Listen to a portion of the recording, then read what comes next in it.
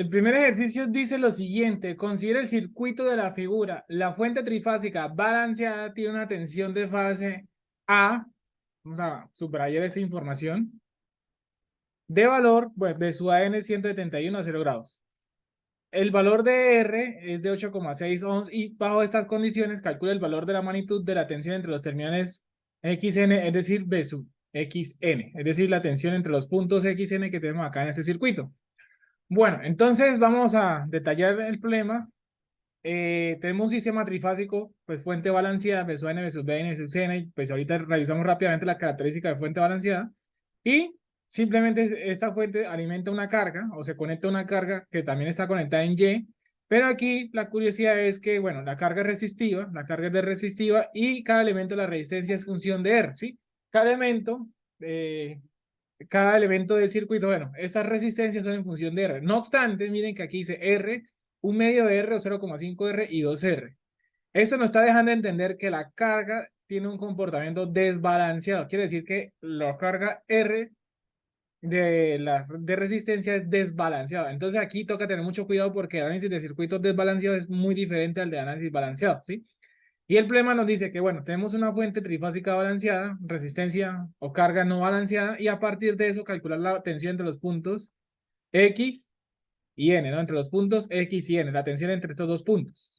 Recuerde usted rápidamente que cuando se le dice B sub XN, el primer subíndice le dice usted que es el terminal positivo y el segundo subíndice es el terminal negativo. Entonces la tensión B sub XN, pues estaría medido en este punto de vista de esta manera, positivo X y negativo aquí en N. Ahora, usted puede tener partes del sistema balanceado, es decir, por ejemplo, la fuente es balanceada, entonces rápidamente es lo que quiere decir que, bueno, B sub N, ¿sí? B sub N, podemos decir que es 171 a 0 grados según el problema, 171 a 0 grados según el problema, ¿sí? Entonces rápidamente en función de esto, pues eso implica que B sub Bn y B sub Cn pasa lo siguiente, recuerde el orden, después de la viene el B, después el B viene el C. Con toda la seguridad, cuando se le dicen que la fuente es balanceada, usted ya sabe que la magnitud de las tres tensiones es la misma. La magnitud de las tres tensiones es la misma. Ahora, aquí el problema no está mencionando una componente de secuencia, ¿no? Aquí no está mencionando una componente de secuencia. No obstante, si a usted no le menciona una componente de secuencia, usted puede asumir una secuencia. Usted puede tomar una decisión de trabajar con una secuencia. Usted, por ejemplo, puede decir, bueno, yo quiero trabajar en secuencia positiva, que es lo usual. Y en función de eso, ¿qué sucede? Bueno, entonces recuerde que el segundo sería menos 120 y el tercero 120. ¿Listo? Y entonces, por eso entonces hay que tener en cuenta lo siguiente, y es que en función de esto, de esta componente de secuencia, el valor de B sub xn fasorialmente, independientemente de cómo se calcule, usted dice, bueno, B sub xn, pues tiene una magnitud, y voy a colocar aquí un ángulo de fase teta n, y este teta n, y ese valor de teta n estará ligado en función de la secuencia, es decir, que ese teta n para secuencia positiva puede ser un valor totalmente diferente al de secuencia negativa, ¿sí? O bueno, el número como tal sería el mismo porque aquí ya nos dan una referencia de fase, ¿sí? Solamente que pues, puede haber sido 120 menos 120, ¿sí? Entonces, teta n puede tener un valor o un signo realmente diferente en función de esa secuencia. Pero la pregunta está dirigida en magnitud. Nos están preguntando la magnitud de esta tensión, ¿sí? La magnitud de esta tensión, este valor. Y este valor es indiferente de la secuencia. Es decir, que este valor, el B sub xn, me da en secuencia positiva lo mismo que en secuencia negativa. Porque eso es las magnitudes son indiferentes de una referencia de fase, ¿sí? No importa la referencia de fase que usted coloca acá, la magnitud es indiferente a eso, ¿sí? Incluso si a mí no me hubieran dado ni siquiera un ángulo de fase, me hubieran dicho, no, que la magnitud de la tensión de fase es 171 volts, ni siquiera me dieron esto. Esta magnitud no va a cambiar simplemente por el valor, no me interesa la referencia, si no, no hubiera conocido ni la referencia ni la secuencia, no importa el ángulo de referencia que hubiera colocado acá ni la secuencia, pues esta magnitud no va a cambiar, ¿sí? Esa magnitud no va a cambiar. Claramente, si usted por comodidad quiere colocar un ángulo usted puede imponer un ángulo de fase en la señal del circuito, es decir, tenemos tres tensiones, tres corrientes y las tensiones de esas resistencias, ¿cierto? Podríamos decir de entrada que podríamos tener 3, 6, 9 señales, pero de las 9 señales se puede elegir un ángulo de referencia si le parece cómodo trabajar con ángulos. Usted puede elegir un ángulo de referencia que usted quiera, pero uno solo. Es decir, que de las 9 señales que mencioné, por ejemplo, puedo haber dicho eso n es a 0. o B sub N 0, o B sub C en 0. Usualmente uno asume un ángulo de 0, o el de las corrientes, el de la resistencia, el que usted quiera. La ventaja es que pues aquí, pues si usted hubiera hecho B sub N 0, pues las demás se pueden calcular por componente de secuencia. Pero que la fuente sea, ¿por qué la fuente es balanceada? Porque es que es fuente independiente, no le interesa lo que hay de aquí en adelante, ¿sí? No le interesa lo que hay de aquí en adelante, es una fuente independiente, ¿sí? Es una fuente trifásica independiente, o sea, ella va a ser balanceada, estas tres tensiones se van a comportar de esa manera, balanceada, indiferente, indiferente de lo que se conecte aquí, indiferente de lo que se conecte aquí. La corriente es una respuesta ya que, al circuito, es decir, las corrientes I sub B sub C es una respuesta que existe un circuito cerrado y va a responder en función del circuito.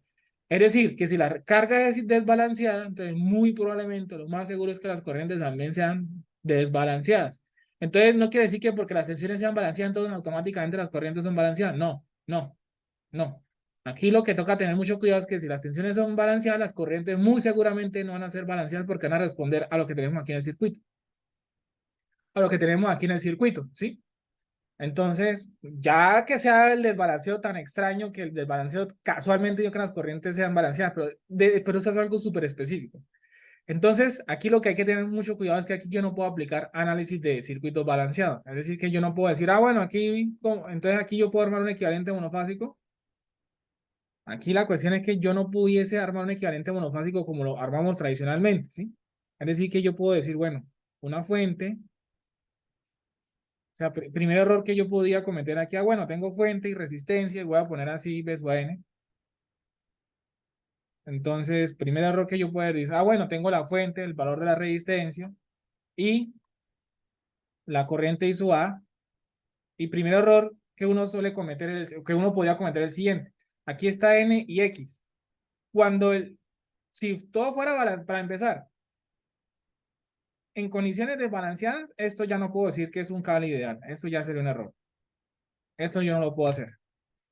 Eso no lo puedo hacer porque digamos que el ápice, o sea, como quien dice, el argumento para usted hacer el equivalente monofásico es que, bueno, todo sea balanceado, pero ¿dónde nace el equivalente monofásico?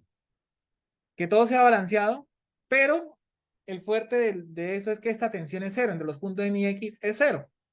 A partir de que esa tensión es cero, es que usted va a construir el equivalente monofásico. Aquí yo no puedo decir eso. Aquí lo que va a suceder, o yo lo puedo molar así, ¿no? Yo lo pudiese ver como si yo aquí tuviera una fuente de tensión menos más de valor B sub xn. Es decir, que aquí yo no puedo decir, aquí yo ya no puedo decir que la tensión es cero porque es lo más probable que usted va a encontrar en un sistema balanceado, que esa tensión no sea cero. No quiere decir que nunca pueda dar cero, pero ya es un caso súper específico y tocaría demostrarlo que de cero o no de cero. Usted ya sabe que en balanceado eso es automático. Si el sistema es fuente balanceada y carga balanceada, usted no pierde el tiempo haciendo el cálculo de su xn porque ya sabe que eso le va a dar cero. Se puede demostrar, claro, se puede demostrar, ¿sí? Aquí si le toca demostrarlo, no sabríamos cuánto es eso de xn porque esto es desbalanceado. Y entonces, por ejemplo, usted ya no puede decir, bueno, es que yo calculo aquí su A y me dio una magnitud, un ángulo teta, entonces y sub B es la misma magnitud y sub C también. Y entonces de faso 120 grados, eso yo ya no lo puedo hacer acá. Eso ya no lo puedo hacer aquí en sistemas desbalanceados. Yo ya no puedo salir con esa deducción porque eso es válido en sistemas balanceados. Lo que sí podría hacer es armar, si lo quisiera, pues aquí solamente armo un primer ejemplo, voy a hacer solamente otro, dependiendo del problema, o sea, de aquí en adelante, lo puedo aplicar en otros problemas, es que yo podría armar como una especie de equivalentes monofásicos, pero entonces aquí pondría B sub Bn y aquí sería 0,5R. ¿Y por qué puedo armar esto así? ¿Por qué puedo armar esto así? Porque es que ese circuito y ese circuito comparten algo en particular y es que ese algo particular es la tensión B sub X, B sub X, N. Yo pudiese, si lo deseo, verlo así. Ver esto como una especie de equivalentes monofásicos, pero no es como el equivalente monofásico tradicional que, bueno, el equivalente monofásico, yo tengo tres circuitos, tres equivalentes monofásicos. Entonces yo resuelvo el de I sub A y los resultados del equivalente B y en C se hablan gracias a la componente de secuencia. Aquí tengo que calcular I sub A, aquí tengo que calcular I sub B, y tendría que armar el tercer circuito, es decir, que tengo que analizar los tres circuitos al tiempo. No es que yo analice el del A y los resultados del B, y ese resultado del A los reflejo del B y los reflejo del C. No lo puedo hacer así. Ahí sí yo no lo puedo hacer así. No lo puedo hacer así. Aquí si lo deseo pudiese armar tres circuitos, ¿sí? Tres circuitos. Aquí con dos es suficiente para ilustrar el ejemplo. Podría armar tres circuitos. Y a partir de esos tres circuitos, pues ya calcularía I sub A, I sub B, I sub C. Pero entonces para esos tres circuitos debería calcular B sub X, N. Tratar de saber cómo se calcula. Pero si pudiese en este ejemplo en particular, o cada que usted ve un YY desbalanceado, un YY desbalanceado, incluso con impedancia de línea, usted podría verlo como tres circuitos y resolver los tres. No es que resuelva el de uno y me lleva los resultados del B y del C. No, no se puede hacer acá. Entonces, el mensaje es el siguiente. En sistemas desbalanceados, usted puede acudir a este tipo de formas de solución, o digamos que el primer impacto que nos va a quedar claro, que en un sistema desbalanceado nos toca atacar el circuito así tal cual como está, ¿sí? Es decir que no puedo ver esto como equivalente monofásico.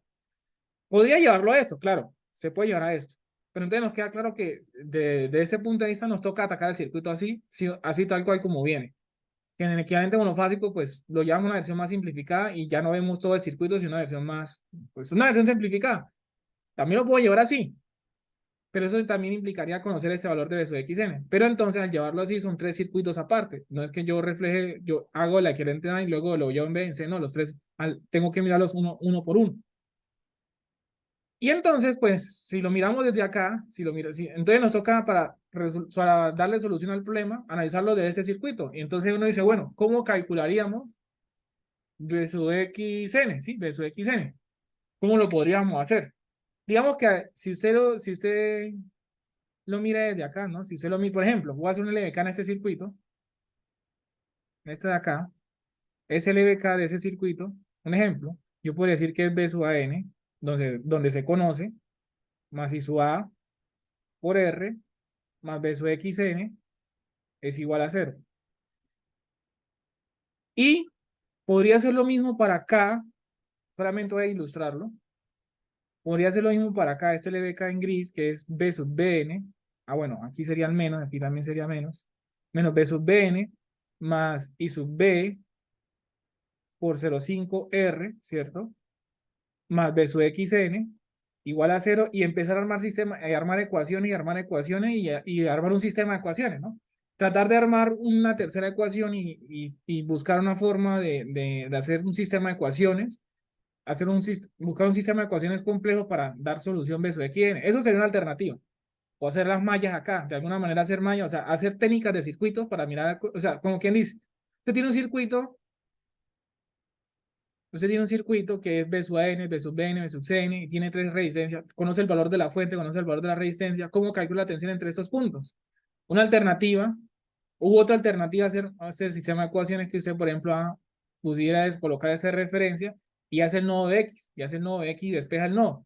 Es otra forma, o sea, a lo que quiero llegar con esas múltiples visiones del problema, usted dice, bueno, yo pongo esa referencia, entonces yo hago el nodo de X, yo digo, bueno, xn sobre R menos B sub N más B sub XN sobre, o sea, hacer el nodo y también es válido. A lo que quiero llegar es que eso es otra forma de hacerlo, ¿no? Yo haría el nodo de X, BXN menos B sub N sobre R más B sub XN menos B sub BN, ¿cierto? Sobre 0,5R y el otro nodo igual a 0. O sea, simplemente a lo que quiero llegar es con estas dos formas de verlo, es que pues es aplicar técnicas de circuitos, ya no hacer ese tipo de soluciones de circuitos, ¿sí? Aplicar técnicas de circuitos. Les voy a mostrar otro punto de vista, digamos un truquito, o bueno, voy a dejar el planteamiento de esa parte, ¿no? O sea, vuelvo y juega, yo podría decir el nodo, o sea, lo quiero dejar aquí escrito, yo puedo decir, bueno, el nodo de X, lo que acabo de decir, ¿no? Entonces vamos a hacerlo más ordenado. Y usted dice, bueno, menos B sub XN menos B sub AN dividido entre R más esa corriente de acá que sería B sub XN menos B sub BN, ¿cierto? Sobre 0,5R, donde ya ahorita vamos a mirar quién se conoce, más esa corriente acá que es B sub xn menos B sub cn, ¿cierto? Dividido entre 2R igual a 0, donde voy a encerrar lo único que es incógnita de esa ecuación, porque los demás valores se conocen, ¿sí? Los demás valores se conocen, ¿sí? Y aquí, pues usted despejaría de su xn y listo el problema, listo el asunto, haciendo un nodo, ¿sí? Haciendo un nodo, haciendo el nodo de su xn, ese que está acá, ¿sí? Y sale el problema, ¿sí? Y sale el problema. Pero miren que aquí va a salir, si usted despeja esta ecuación, va a salir un resultado bastante interesante que se puede deducir con el siguiente truco. Ese truco es un teorema que se llama el teorema de Millman. Y el teorema de Millman, digamos que se puede expresar de la siguiente manera. Usted tiene un circuito en el cual tiene dos nodos principales. Entonces voy a pintarlos. Viene este por acá, viene este por acá, viene este por acá, viene por acá, viene por acá, viene este por acá. Y este otro nodo que voy a pintar aquí en color naranja. Viene este por acá, viene este por acá, viene este por acá, viene este por acá. Toda esta área sombreada, ¿qué quiere decir? Que toda esta área sombreada tiene el mismo potencial. Ah, ¿y por qué para hasta las fuentes? ¿Por qué no sigue largo? Por eso mismo, porque es un potencial. Entonces, aquí hay una diferencia potencial, quiere decir que aquí habría otro potencial, otro nodo. Y alguien puede preguntar, ¿y por qué no pinta el nodo que hay entre la fuente y la resistencia y en cada una de esas? Porque solo me interesan los nodos principales. Es decir, los nodos donde salen más ramas, ¿sí? Los nodos donde tienen más ramas, ¿sí? Los nodos donde tienen más ramas. Eso aquí simplemente es una trayectoria, ¿sí? Entonces el teorema mismo le dice a usted, bueno, su circuito debe tener dos nodos principales. Y esos nodos principales, las ramas del nodo, de los dos nodos deben llegar al otro lado. Es decir, este nodo naranja tiene tres ramas, pero todas las ramas llegan al otro nodo. Esta rama llega al otro nodo, esta rama llega a ese nodo y esta rama llega a ese nodo. Vamos bien, vamos bien. Entonces el teorema le dice a usted, tiene usted dos nodos, las ramas de dos nodos principales donde las ramas de cada nodo deben llegar al otro. Es decir, si aquí sale tres, los otros tres llegan acá. Vamos bien. ¿Y qué pasa con eso? Ah, bueno, tercero. Primero, dos nodos. Segundo, esos dos nodos, las ramas no nos llegan al otro. Tercero, en cada rama debe existir lo siguiente. Fuente en serie con resistencia, bueno, fuente en serie con impedancia o solo la impedancia. Fuente en serie con impedancia o solo impedancia, no tienen que estar los dos al tiempo. Digamos que uno puede decir o fuente en serie con impedancia o impedancia. Y si fuera solo la fuente, pues digamos que ahorita nos vamos a dar cuenta que pues, si solo fuera la fuente no tendría chiste decir el teorema de Millman porque si fuera solo por ejemplo, si solo fuera B sub n, pues B sub n es el mismo B sub xn y el ejercicio ya quedaría resuelto, ¿sí? Entonces digamos que el teorema se aplica en esta situación en el cual tiene fuente en serie con impedancia o solo la impedancia. Digamos que si solo fuera en fuente, pues ya la misma tensión entre n y x sería la misma la fuente. El teorema se aplica para este tipo de situaciones. Ah, bueno, entonces quiere decir que, y bueno, ¿y todo eso para qué? Eso me permite calcular rápidamente o directamente la tensión entre efectivamente esos dos nodos. Entre X positivo y N negativo, entre B sub XN. Entonces el teorema de Millman le dice a usted automáticamente que usted puede calcular de una manera rápida esa tensión entre esos dos nodos que usted quiere ver como principales. Ah, ¿y eso cómo se hace? ¿Y cómo es posible? ¿Cómo se calcula directamente esa tensión? Uno lo ve aquí haciendo el no, pero miren que hay una forma rápida de hacerlo. Y es lo siguiente. Usted se va para rama por rama. Rama número uno. Y arriba van a haber tantos términos como rama. Es decir, uno, dos, tres términos. ¿Y cómo son esos términos? Los términos de arriba van a ser lo siguiente. Va a multiplicar la fuente por el inverso del compañero. El inverso de nosotros, ¿quién es el compañero de la fuente? R. Entonces lo voy a multiplicar por el inverso. 1 sobre R. Ok. Rama número 2. La fuente por el inverso del compañero de la fuente. Es decir, si aquí yo tengo 0,5R sería, por el inverso de eso sería 1 sobre 0,5R. B sub Cn por el inverso del compañero. El compañero es 2R, entonces el inverso sería 1 sobre 2R. Eso aplica para cualquier tipo de impedancia. Es decir, por el inverso de la impedancia o por las admitancias. Es decir, la fuente por la admitancia, la fuente por la admitancia, la fuente por la admitancia. Y bueno, ¿y ahora qué? ¿A esto qué? ¿Se suma, se resta? Sencillo. Entonces separan ese signo, puede ser cualquiera de los dos. Por ejemplo, va a pararme en el más. Y ese más va a irlo a buscar en función de la fuente. Es decir, este más, el primer signo que me encuentro es más. Si yo me paro en ese más y el primer signo que encuentro es el mismo, sumo. Entonces el primer término va positivo. Este más, primer signo que me encuentro es el mismo, entonces voy sumando. Este más, me encuentro ese signo, entonces también va sumando. Si me hubiera encontrado un más y un menos, entonces resta. Si los signos coinciden, ya sea más con más o menos con menos, puedes haberlo hecho acá, menos con menos, menos con menos, menos con menos. Si los signos coinciden, ya sea más con más o menos con menos, va sumando. Si no coinciden, van restando. Bueno, lo de arriba, aquí es volts, y lo de arriba es volts por el inverso de ohms. Entonces, yo tengo volts por una cosa y tengo que quitar esa cosa para que me quede volts igual a ohms. Entonces, en el denominador, ¿qué va? En el denominador usted vuelve y hace la pasadita y solamente coloca los inversos, es decir, coloca las admitancias. Ah, rama número 1, entonces 1 sobre R. Ah, la rama número 2, entonces 1 sobre 0,5R. Ah, la rama número 3, 1 sobre 2R. ¿Y aquí qué? Aquí suma. Aquí sume sin ningún problema. Aquí siempre en el denominador va a ser la suma. Aquí en el denominador siempre va a ser la suma. Y listo. Miren que de una vez tendríamos rápidamente la tensión entre B sub X, N. Es más, esta ecuación de acá, si usted despeja esto de acá, llega a eso. Si usted despeja esto de acá, llega a esa ecuación de acá. Solamente que pues este es una manera muy rápida, o como decirlo así, intuitivo de usted armar esa ecuación de acá. Y es más, gracias a esta, en sistemas balanceados, lo interesante es que ¿qué pasa en sistemas balanceados? Que los tres términos que acompañan a la fuente, ¿sí? Los tres términos que acompañan a la fuente, voy a acá para que vea mucho mejor, van a ser el mismo. ¿Por qué? Porque es que en sistemas balanceados la impedancia debería ser lo mismo, ¿no? La impedancia es balanceada. Entonces, ¿qué sucede? En balanceado, ese término y ese término va a ser el mismo. Y ese término se factoriza y le va a quedar B sub n más B sub bn más B sub cn. Y si la fuente es balanceada, ese resulta automáticamente cero. Y entonces ahí rápidamente, gracias a esto, se puede demostrar que la tensión entre n y x es cero, en balanceados. Como ya sabemos que esos tres términos son lo mismo, yo lo puedo factorizar y queda factor de B sub n más B sub bn más B sub cn. Y la suma de tres tensiones balanceadas me da cero. Entonces, ni el denominador para qué lo miro. Entonces, ya con eso, gracias al denominador, rápidamente puedo demostrar que la tensión entre n y x es cero y esa tensión es la responsable de que usted pueda armar el equivalente monofásico. Que a veces uno suele decir, no, es que eso da cero, pero ¿por qué? Ahí tenemos digamos, una deducción. Entonces, listo, simplemente usted lo que va a hacer ahora es reemplazar, ¿sí? Eso lo único que ahora va a hacer ahora es reemplazar. Entonces, mire, usted tiene que B sub x, n, pues va a ser igual a ¿quién? ¿Quién va a colocar en grande? Entonces, B sub n, 171 hace que lo mismo que 171 por 1 sobre R. Y R que vale 8,6. ¿Sí? 8,6. Más B sub Bn que es 171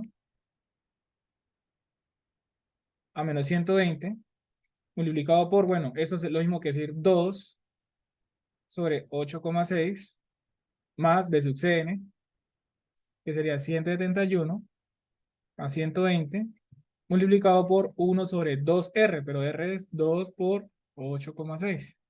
Y abajo tenemos 1 sobre 8,6 más 2 sobre 8,6 más 1 sobre 2 por 8,6. Y aquí obtendríamos el fasor de B sub xn. ¿Sí? Y aquí obtendríamos el fasor de B sub xn. Bueno, el resultado final sería 64 punto, bueno, 63, 19 a un ángulo de menos 100,8934 volts. Realmente la respuesta del ejercicio es la magnitud, no B sub xn. La magnitud, que sería así los 64, voy a dejarlo así, 63 volts. 63 en 19 volts. Esa sería la respuesta final del problema. El problema solo nos pide la magnitud. Ustedes corroboren que cambien la secuencia. Ahora háganlo en secuencia negativa. Si ustedes lo hacen en secuencia negativa, el ángulo acá va a ser diferente, y probablemente el signo, pero la magnitud se va a mantener. Ese es un buen ejercicio que lo tengan en cuenta. Traten ahora de hacerlo en secuencia negativa. Si ustedes lo hacen en secuencia negativa, se van a dar cuenta que esa magnitud va a ser la misma, no va a cambiar, cambiará el ángulo, probablemente es el signo solamente, pero el resultado va a ser este que está acá. Esa magnitud no va a cambiar, es indiferente a la secuencia. O inclusive si quieren probar, no, pues ahora yo quiero colocar 30 grados acá, entonces aquí sería 30, menos 90 y 150. Ustedes cambian el ángulo y vuelve y llega a lo mismo, y vuelve y llega a lo mismo, ¿sí?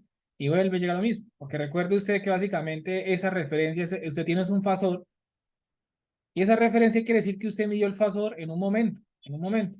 Pero es que el fasor está girando, entonces quiere decir que esa referencia va cambiando en el tiempo.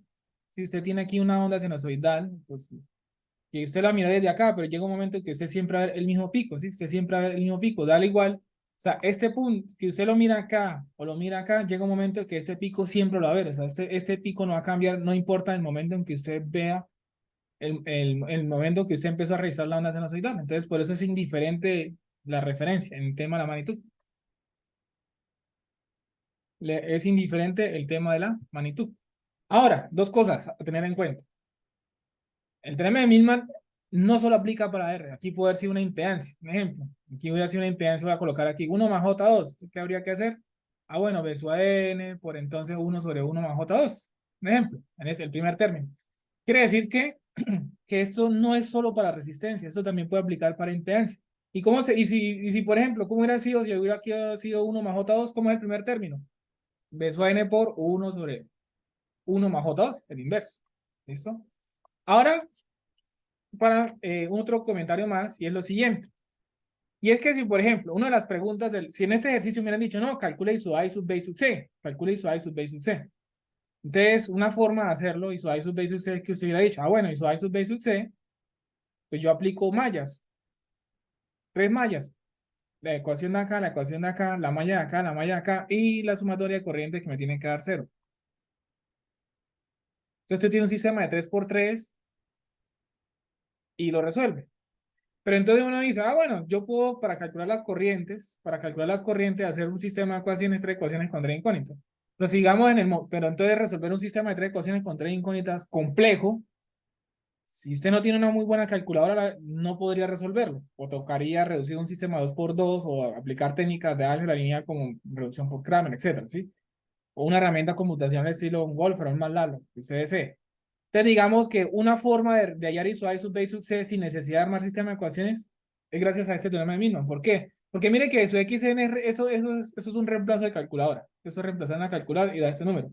Y por ejemplo, si hiciéramos esta malla, voy a replicar otra vez la malla esta de acá. Y se dice que menos B sub a N, ¿cierto? Más R por I sub A, más B sub XN igual a 0. Entonces se viene y dice, bueno, es que mire que I sub A, pues simplemente decir que es B sub a N menos B sub xn, y todo eso divide entre el valor de R. Entonces mire que usted pasa, si usted lo desea ver así, usted pasa de armar un sistema de ecuaciones de tres ecuaciones con 3 incógnitas complejas, aplica el teorema de Millman y mire que al final de cuentas termina hallando I sub A por medio de una ley de Ohm. Y esto mismo lo puede hacer para I sub B y para I sub C. La diferencia es que con I sub B, simplemente dejar I sub B. La diferencia es que con I sub B usted cambia ahora eso por B sub Bn menos B sub xn sobre, en ese caso sería 0,5R. Entonces, miren que usted pasó de armar un sistema de 3 ecuaciones con 3 incógnitas complejas a reemplazar una ecuación que puede ser intuitiva. Y ese resultado del término de Millman pues, me permite, claramente aquí fasoriano, me permite pues simplemente ir I sub B y sub C por medio de ley de Ohm. Aquí básicamente es una ley de Ohm, es una ley de Ohm. Entonces aplico 3 leyes de Ohm, o sea, aplico más pasos, pero pasos muy sencillos de hacer. Y con esto ya queda resuelto el problema. Hacen la siguiente consulta. Bueno, ¿y cómo sería el término, cómo manejamos el numerador si solo fuera la impedancia? Vamos a suponer que en la fase C hubiese ocurrido esto. O sea, y bueno, todo el circuito, ¿no? Todo el circuito. Pero solamente está 2R. Entonces la pregunta es, este término acá, ¿cómo se manipulaba? Ese término ahí, ¿cómo cambiaría en función de esto? ¿Sí? Pues básicamente, si usted se da cuenta, aquí tengo un cable ideal. ¿Sí? Pero bueno, dice, lo estoy pintando en gris. Pero ese cable ideal es como si aquí estuviera la fuente. El sucede. Pero para que una fuente se vuelva un cable ideal es porque la fuente es 0. Entonces quiere decir que básicamente este término acá usted lo vería como 0 por 1 sobre 2R. Entonces, como quien dice, ese término, pues en el numerador, o sea, básicamente, si solo hay impedancia, ese término usted lo ignora en el numerador. En el denominador va sí o sí, pero en el denominador sí va sí o sí. El denominador no tiene, o sea, miren que el negocio del numerador es diferente al del denominador. Arriba es fuente por, o sea, arriba se tiene que tener en cuenta la fuente por la impedancia. Y en el denominador, esto se mantiene, o sea, esto de abajo es que usted sume la impedancia de cada rama.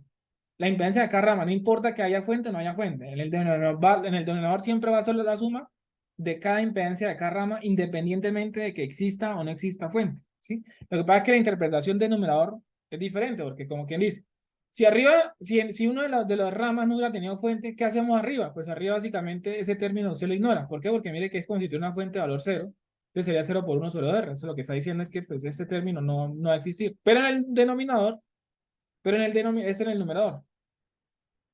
Pero en el denominador usted no hace esa gracia, en el denominador va el 1 sobre 2R. Esto no lo elimina. Eso digamos como quien dice, bueno, en el numerador no va ese término, no lo tengo. O sea, si yo solo tengo resistencia, ese término no lo tengo en cuenta en el numerador, pero en el denominador sí. Porque es que el denominador le está diciendo a ustedes que sume la admitancia o la conductancia de cada rama, independiente, no importa lo que haya aquí al lado, súmelos.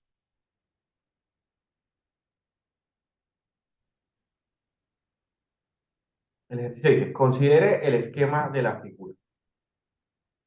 El sistema es alimentado por una fuente trifásica balanceada que opera en secuencia negativa. Pues que eso ya igual nos lo estaba diciendo esa parte del esquema.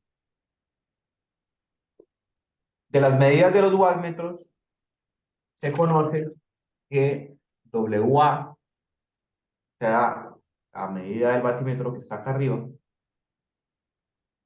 es igual a 2.39 WC, que es el batímetro que está acá abajo. O sea, el problema nos está diciendo que WA es igual a 2.39 WC.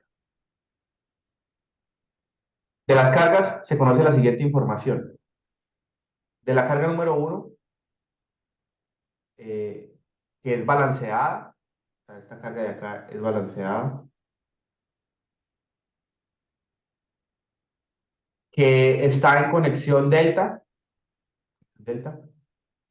y que tiene un factor de potencia igual a 1.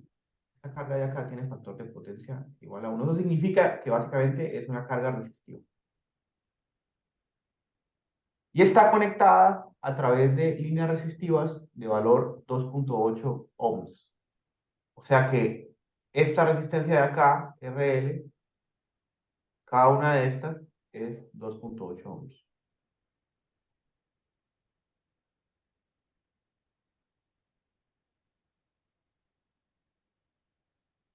Listo.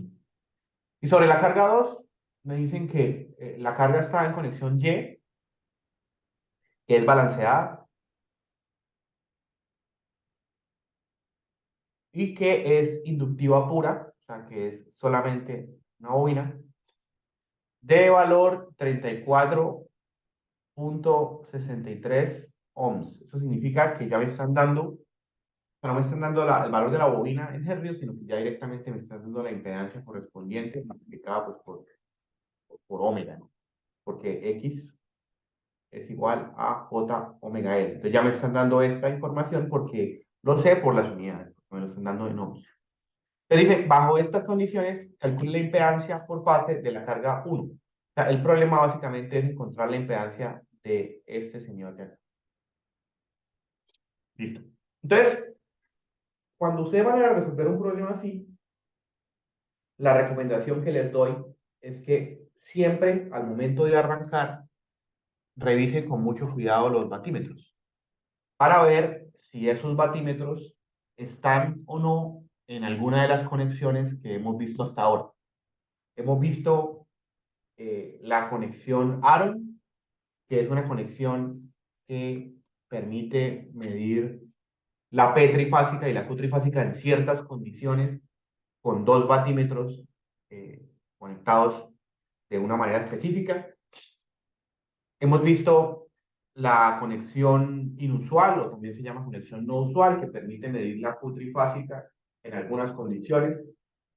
Y hemos visto también patímetros que permiten medir la P activa por fase cuando el sistema es tetrapilar. Se conecta el batímetro entre la fase y el neutro.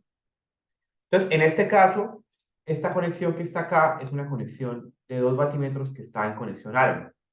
Y eso lo podemos verificar por lo siguiente. Primero, porque cada batímetro, por ejemplo, el batímetro A, está midiendo la corriente que va por la línea A y la tensión entre esa fase A,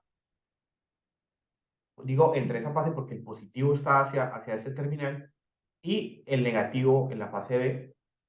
O sea que este batímetro está midiendo la tensión B a B. Y el de abajo está midiendo la corriente de línea C y la tensión entre la fase en la que está conectado, o sea, la fase C, y la B. Por lo tanto, ambos batímetros tienen como una fase en común para la medida de tensión. Entonces, en efecto, están inconexionados. Eso es muy importante identificarlo y reconocerlo bien, porque si los batímetros están inconexionados, nos van a dar cierto tipo de información. Y si no están en conexionar, pues yo no puedo equivocarme usando las fórmulas incorrectas. Ahora, como estamos en repaso así muy rápidamente, recordemos que los batímetros en conexión ARON permiten que yo mida la P trifásica de un sistema cuando se cumple que la siguiente condición, y es que la sumatoria de las corrientes por las líneas es igual a cero. Eso se puede dar en sistemas balanceados, siempre se da, pero también se puede dar en sistemas desbalanceados en los que no hay neutro. ¿Por qué? Porque en un sistema desbalanceado en el que no hay neutro, eh, la sumatoria de corrientes es igual a cero, pues porque se cumple las leyes de Kirchhoff. ¿Sí? No hay un conductor de neutro por el cual pueda salir una corriente de neutro que haga que la suma de I A más I B más I C sea diferente de cero. Entonces, eso se cumple en esa condición. Y por su parte, la conexión ARON permite que yo mida la Q trifásica cuando el sistema está balanceado. Entonces, en este caso, estamos en un circuito balanceado y por lo tanto, pues se está cumpliendo esto y se está cumpliendo esto. Entonces, eso significa que la P trifásica del sistema va a ser igual a la suma entre lo que mide el batímetro A más lo que mide el batímetro C, y que la Q trifásica va a ser raíz de 3 la resta. Ahora, ¿cuál menos cuál se debe restar? Eso depende de la secuencia. Entonces, si ustedes revisan el resumen de batímetros, pues esta conexión ARON es la conexión ARON en la que el punto común está en la fase B. Entonces, es exactamente esta que está acá. Y el resumen nos dice que si la conexión, si la secuencia es negativa, entonces lo que hay que hacer es restar el batímetro que está en la fase A, midiendo la corriente A, menos el de abajo. O sea que en este caso, la expresión correcta sería restar el de arriba menos el de abajo. ¿Listo? O que es muy importante no equivocarse en eso. Digamos que para la P trifásica es muy sencillo porque siempre es la suma. En cambio, para la Q puede ser uno menos el otro. Obviamente, esa resta y esa Q que calculemos, pues tiene que ser coherente con el tipo de Q que tenga el sistema. En este caso, por ejemplo, como el sistema está compuesto por estas resistencias en las líneas, por esta resistencia en la carga 1 y por esta inductancia en la carga 2, el único elemento que va a requerir Q son las bobinas y es una Q positiva. Entonces, es de esperarse que esta resta dé positivo. Tiene que dar positivo. No tenemos el valor, pero se habría de esperar. Listo. Ahora, el problema nos dio una relación entre los dos batímetros. Esa relación es muy útil porque entonces a mí me va a permitir escribir la medida de un batímetro. Yo no conozco la medida de cada batímetro, pero conozco la relación entre ellos. Me va a permitir escribir la medida de un batímetro con respecto al otro. Por ejemplo, yo aquí podría decir que el batímetro A, como es 2.39 WC, entonces podría escribir lo siguiente.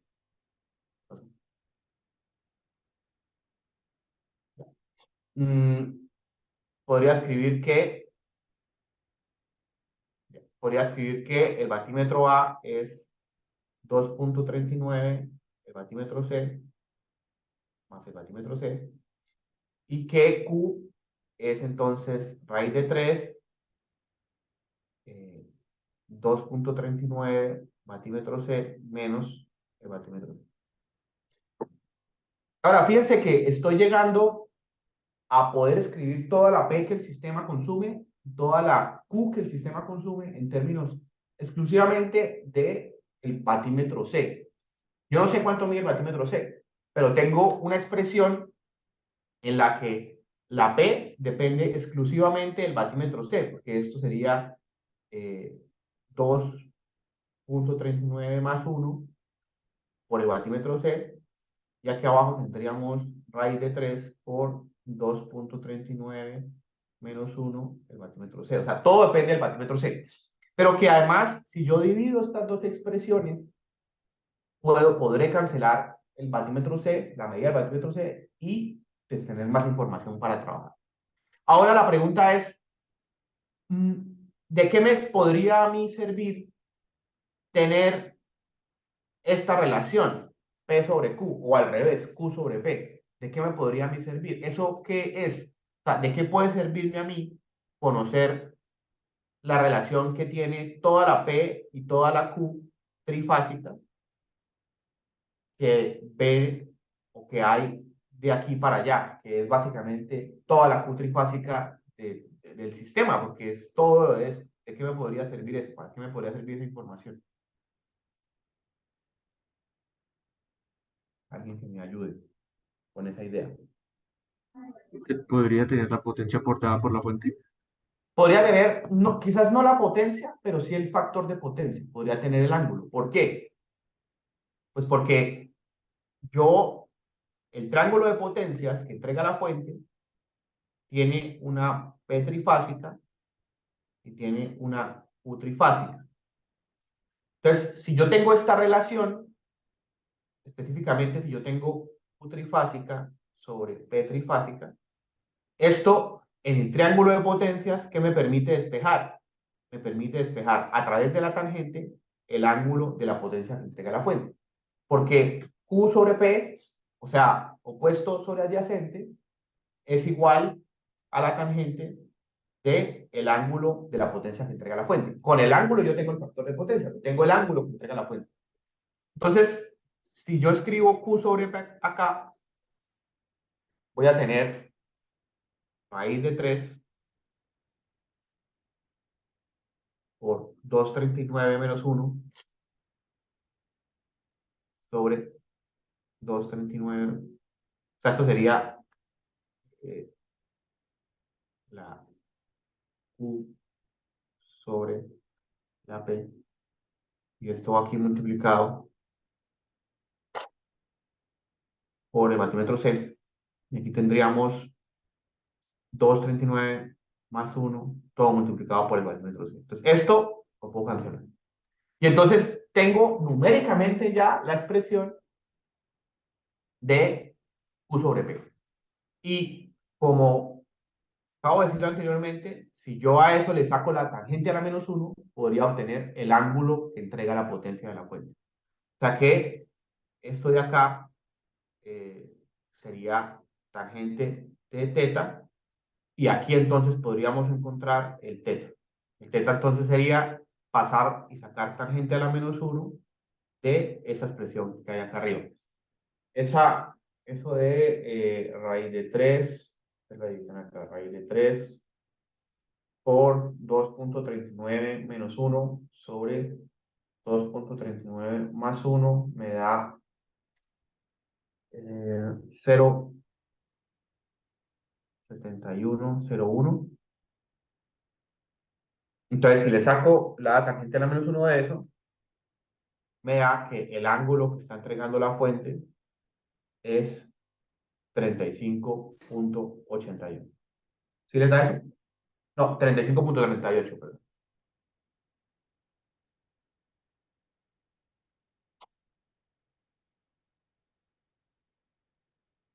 Listo, ya acabo de encontrar a partir de esta información cuánto es el ángulo de la potencia que está entregando la fuente.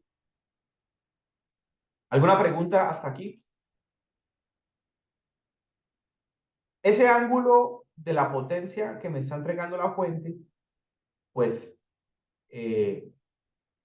es un valor importante, un valor importante porque está relacionado con la característica de la potencia y de la impedancia que hay en la carga. Porque el ángulo de la potencia que entrega la fuente, o sea, la lógica aquí es la siguiente. El ángulo de la S que entrega la fuente, como estos medidores están puestos aquí, pues me va a dar el ángulo que hay de aquí para allá, pues es el ángulo de la potencia que consume toda la carga, lo que está encerrado en el círculo grande.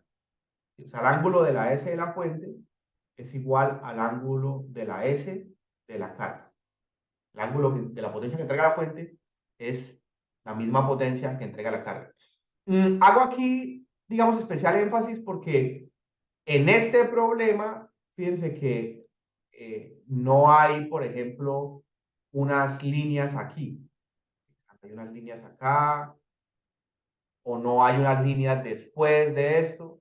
Si hubiesen esas líneas antes o después, pues habría que revisar con cuidado, porque, por ejemplo, si hubiesen unas líneas, unas impedancias de línea acá, entonces no podríamos decir que lo que entrega la fuente, el ángulo de la potencia que entrega la fuente, es el mismo ángulo de la potencia en la carga, porque tenemos en la mitad unas líneas. Entonces, lo que entregaría la fuente sería la de las líneas, más, o sea, la potencia que entrega la fuente sería la potencia de las líneas, bueno, realmente es con S. La S que entrega la fuente sería igual a la S de las líneas más la S de las cargas. Entonces, como esto no es igual a esto, pues no podemos igualar sus ángulos, porque tenemos las líneas en la mitad. Pero no es el caso de este problema. En este problema, nosotros no tenemos nada acá, entonces sí podemos asegurar que la potencia que entrega la fuente es la misma potencia que consume la carga entendida como todo lo que está en el círculo, ¿no? Y entonces, por lo tanto, sí podemos igualar sus ángulos. Pero además, aquí podemos, digamos que si tenemos el ángulo de la potencia que entrega la carga, pues entonces ese ángulo va a ser igual al mismo ángulo de la impedancia total de la carga. ¿Sí? ¿Qué tiene esta carga? O sea, si quiere, pintemos aquí un equivalente monofásico para analizarlo. Equivalente monofásico para analizarlo. Esta carga en equivalente monofásico tiene aquí en la carga 2, en equivalente monofásico, tiene unas bobinas. Estoy pintando el equivalente monofásico, pues solamente voy a pintar una de las fases. Entonces, esta es la bobina que representa la carga número 2. Y en la carga 1, esto tiene una resistencia y luego viene la carga, que el problema nos dice que es una carga en delta, pero resistiva. O sea que eso está en delta y yo simplemente, como es balanceado, podría dividir cada una de las resistencias de ese delta en 3 y obtener un equivalente en Y para ponerlo aquí en el equivalente monofásico. Entonces, básicamente tenemos esto. ¿Sí? O sea que lo que tenemos en esta carga es esto. Tenemos una una carga de este tipo. De hecho, tengo bastante información sobre esto porque tengo que la información que estas bobinas valen J por 34.63 y que estas resistencias que están acá valen 2.8. Y el problema justamente es encontrar esto de acá, la resistencia de la carga 1. Entonces, si yo llego a encontrar lo que vale esa resistencia que está pintada en azul, como esta resistencia que está pintada en azul es la representación en Y de esa carga en delta, el valor que tenga esta resistencia en azul, pues tendré que multiplicarlo por 3 para obtener cuánto valen las resistencias en delta y esa sería la respuesta del problema. Entonces la pregunta es, si tengo esta impedancia, si tengo esta resistencia, ¿cuánto debe valer esta resistencia para que entonces el equivalente entre este paralelo tenga un ángulo de valor 36.38? ¿Sí me están entendiendo? ¿Alguna pregunta?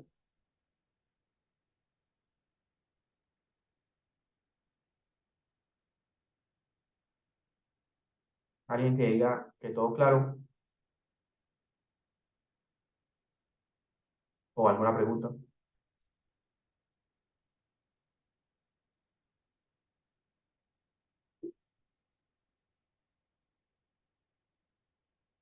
¿Alguien que hable o ¿Todo termine bien, el profe? ejercicio? Vale. Una Bueno, pregunta. sí, señor. La resistencia esa de la carga uno sería como la resistencia evidente 3. Sí, porque como realmente la carga 1 está en delta, entonces yo tengo esto. Este es el verdadero valor de la carga 1, ¿no? Entonces acá tengo la resistencia de la carga 1 en delta. Resistencia de la carga 1 en delta. Entonces, cuando yo llevo esto hacia Y para poder conectarlo al equivalente monofásico, porque en el equivalente monofásico es necesario pasar todo a Y, entonces esto de aquí, cada valor de estos señores va a ser coger la resistencia de la carga 1 en delta y dividirla en 3. Eso es este elemento.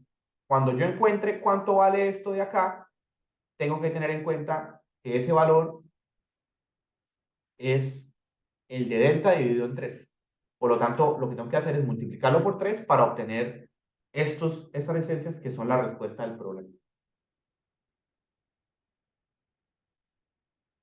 Listo. Entonces ahora es cuestión de encontrar qué resistencia hace que este equivalente que esté acá tenga ese ángulo.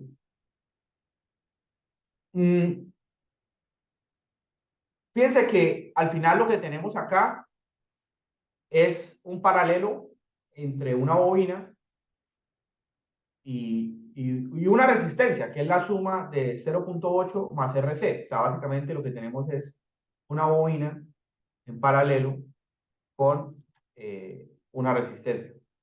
Entonces, y de la bobina conocemos su valor de impedancia.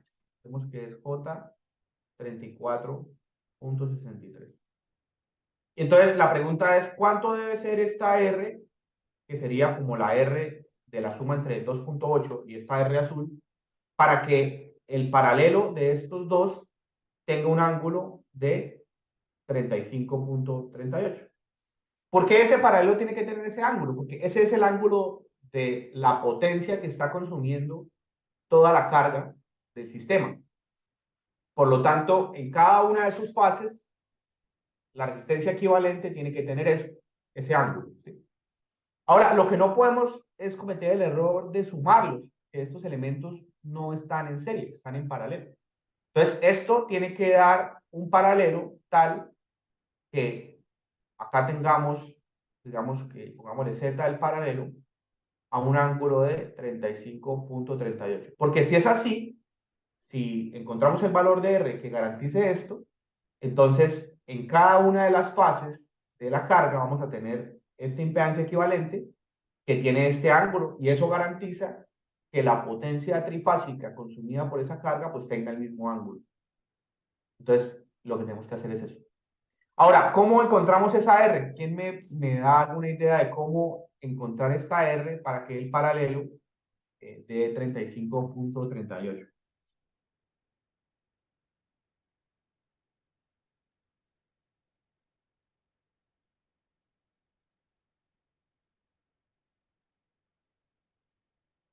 O sea, ¿cómo resolverían ustedes? ¿Cómo encontrarían esa R para garantizar ese ángulo?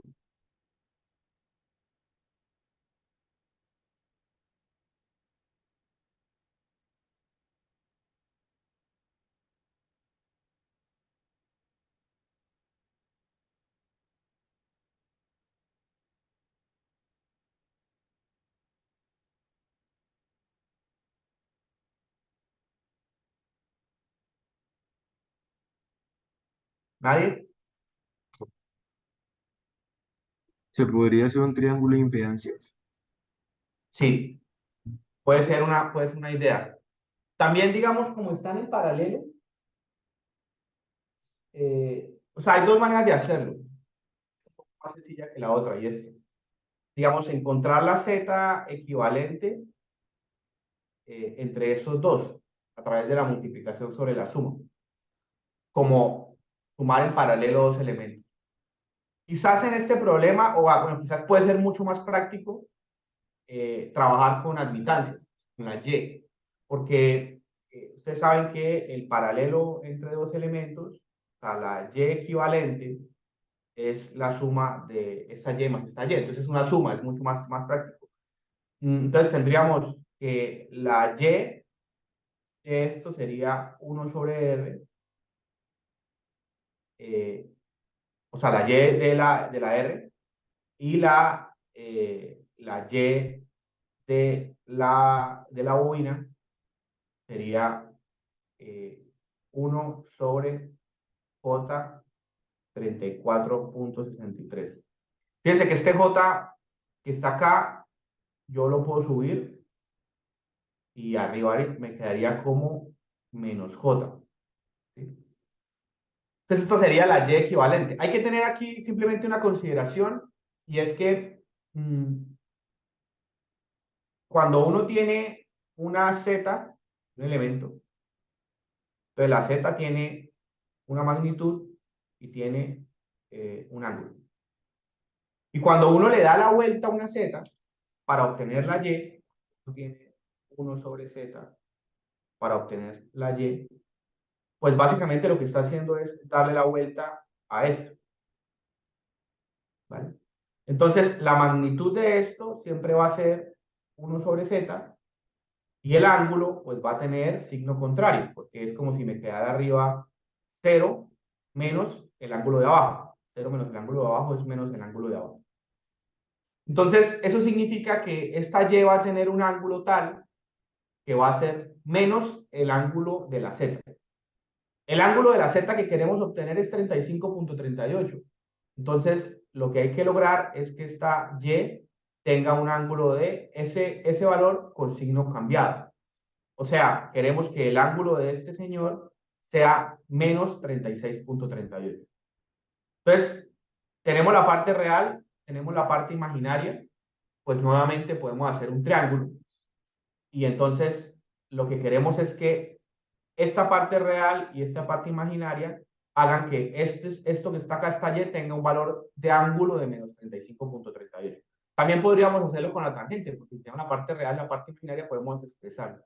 Entonces, básicamente queremos que la tangente de el ángulo menos 35.38 sea igual a la parte, digamos, opuesta, o sea, la parte imaginaria, sería menos 1 sobre 34.63 sobre el adyacente, que es la R.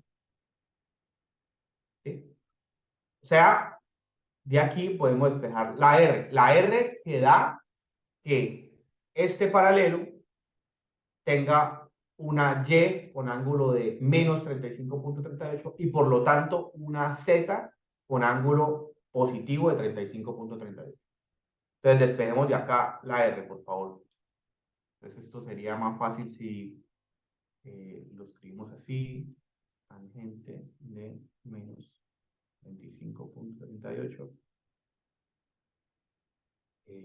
menos R sobre 24.63. Entonces, despejemos ahí la R. ¿Cuánto les da?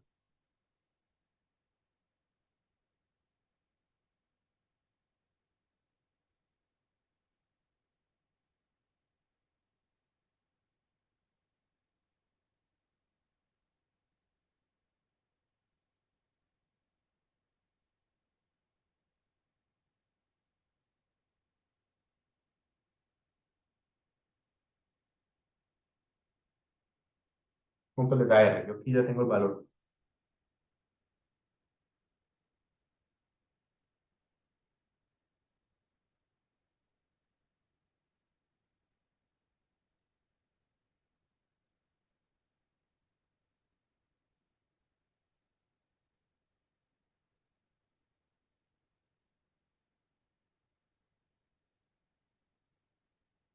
$24.59. Listo. Por ahí vi un número diferente. Me pareció 28.90. A mí también me da 24.59.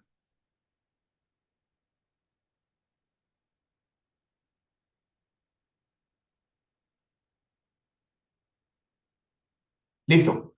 Eso significa entonces que esta R que está aquí en el equivalente tiene que tener el valor de 24.59 para que el paralelo entre esos dos elementos tenga un ángulo de 35.38. Si lo quieren comprobar, pueden coger este valor de R y sacar el paralelo entre estos dos. Sería como la multiplicación sobre la suma. Y eso tiene que darles al ángulo de 35.38. Y entonces, si esta R de acá vale 24.59, entonces, pues de aquí ya podemos encontrar lo que va a valer esta R azul. Porque 24.59 tiene que ser igual a la suma entre la resistencia de 2.8 más la resistencia que está ahí en color azul. La despejamos. Y luego, entonces cuando encontremos esa resistencia azul, pues recordamos que esto nos estaría dando la resistencia que pusimos en el equivalente monofásico en Y, y por lo tanto esa es la del delta dividida en 3. Entonces, cogemos ese valor, lo multiplicamos por 3 y nos da el valor de las resistencias de la carga que está en delta, y quedaría resuelto el problema. ¿Alguna pregunta?